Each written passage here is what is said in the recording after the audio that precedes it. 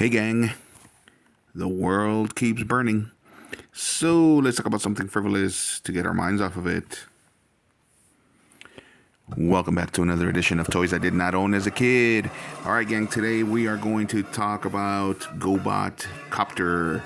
Gobot Cop-tur is of course part of the Gobot's toy line, which was released in the United States in 1984. He is one of the renegades, meaning one of the bad guys. He is one of the more prominently featured characters on the show.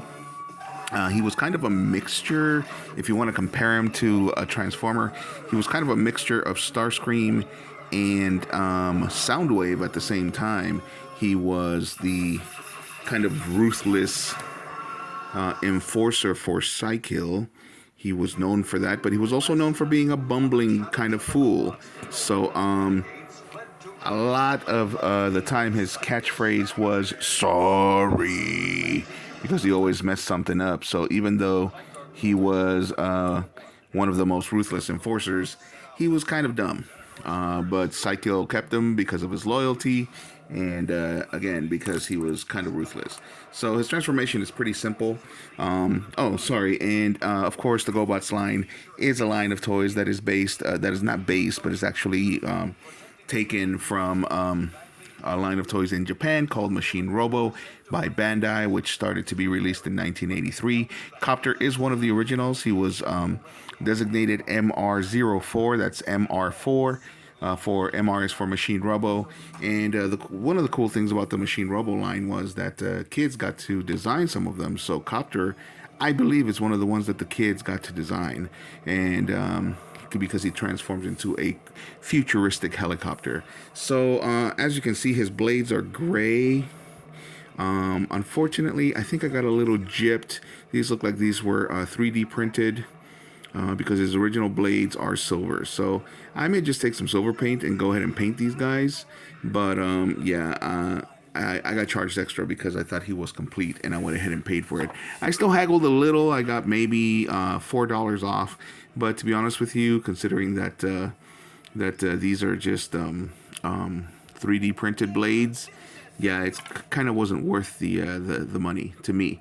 But he is in great shape, as you can see, because of the die cast, the design, and because his torso is die cast.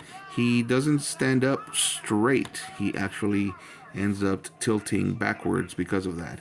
But let's go ahead and transform him so you can see what we're talking about. So he transforms into a futuristic helicopter, like I said. And in the Machine Robo line, he was part of the original 600 line, which meant that you could buy one of these little guys for 600 yen. In 1983 money, that translated to roughly between $2 and $3.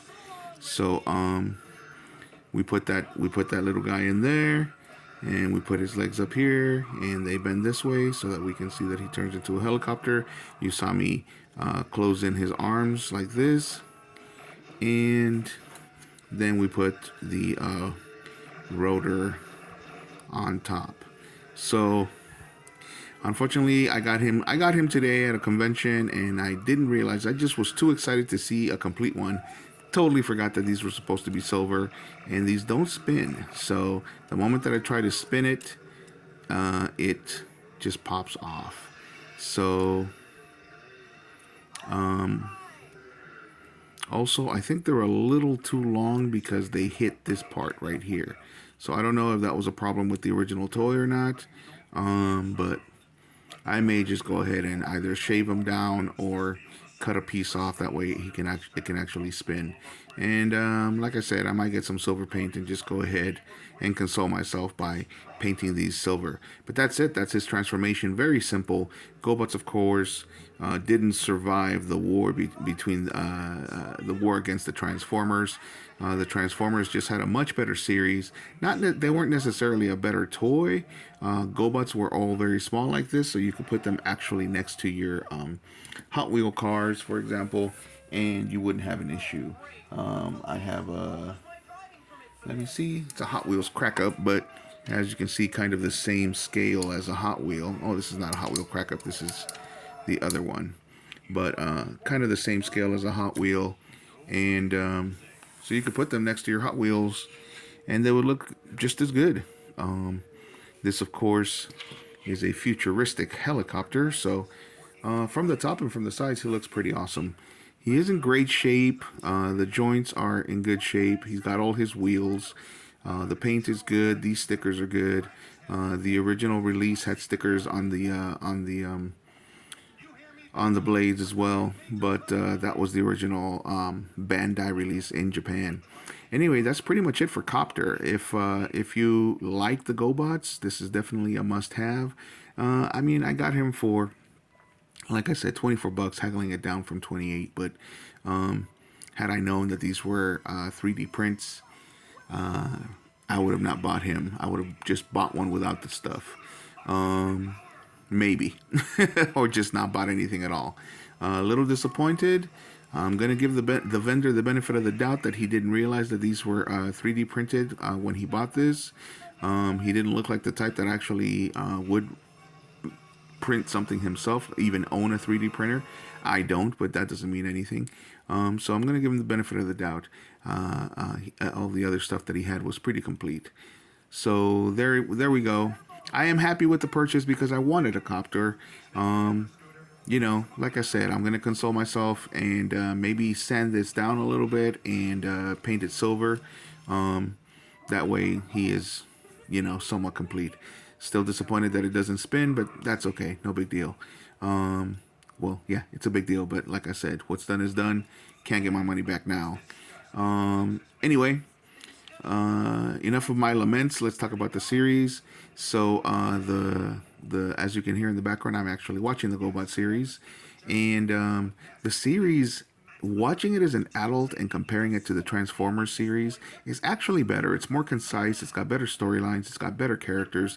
The reason why we didn't like it as children was because the Transformers series was just so cool, and the character designs were great. The original Gobot series was actually done by Hanna-Barbera, and they did it in the Hanna-Barbera style. And the designers actually opted to make the cartoon toy accurate.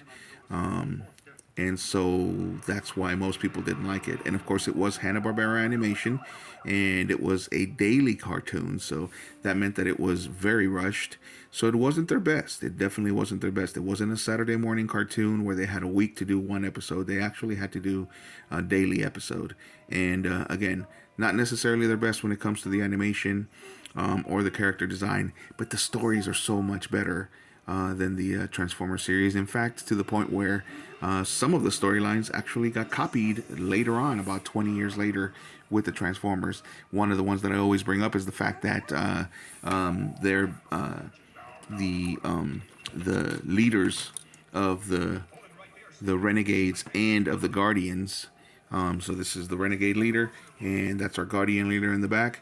They were actually in the Gobot's cartoon, in the Gobot series, they were actually friends, and that later became enemies when the Renegade leader betrays the Guardian leader. They were both Guardians, and this guy betrays this guy. So that's something that the Transformers didn't do until Transformers Prime, over 20 years later. But anyway, the video is getting long. If you want to watch the Gobot series, I highly suggest that you do. There are several places where you can stream it. Just look up Gobot streaming online, and you'll be able to either watch it live if you have a subscription to certain things, or you'll be able to watch it for free in certain websites, legally, of course. And so I highly suggest you watch it. It's an awesome, awesome series. If you like this video, hit a like, and if you like the content, subscribe. Thanks for watching, gang.